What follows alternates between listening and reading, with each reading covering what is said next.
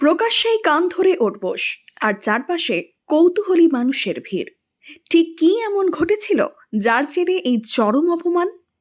ঘটনাটি ঘটেছে হুগলির জয়কৃষ্ণ বাজার এলাকায়।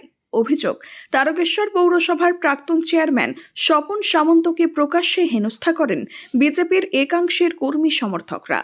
তাকে লক্ষ্য করে একের পর এক ডিম ছোড়া হয়। গায়ের জামা খুলে, প্যান্টের বেল্ট খুলে, গলায় জুতোর মালা পরিয়ে বাজারে ঘোরানো হয় বলেও অভিযোগ। এতেই শেষ নয়, প্রত্যক্ষদর্শীদের দাবি প্রকাশ্যেই তাকে চোর চোর বলে স্লোগান দিতে বাধ্য করা হয় এবং কান ধরে ওঠবোসও করানো হয়।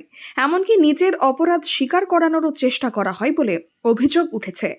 ঘটনার ভিডিও ইতিমধ্যেই সোশ্যাল মিডিয়ায় ছড়িয়ে পড়েছে, যা ঘিরে শুরু হয়েছে তীব্র রাজনৈতিক চাপানোতর। কেন এই বিক্ষোভ? কি অভিযোগ ছিল স্বপন সামন্তের বিরুদ্ধে? আর এই ঘটনার পর রাজনৈতিক মহলে কি প্রতিক্রিয়া তৈরি হয়েছে, শুনুন সবটা।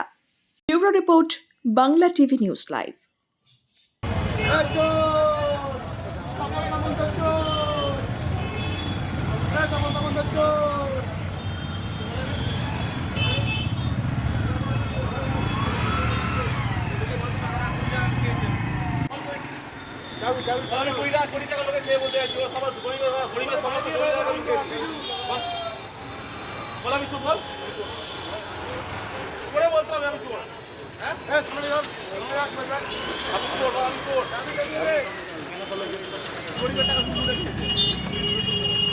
কেসগুলো সমাজ করবে কেসগুলো যে কেসগুলো নিতে মিথ্যা কেসগুলো আমাকে দেওয়া হয়েছে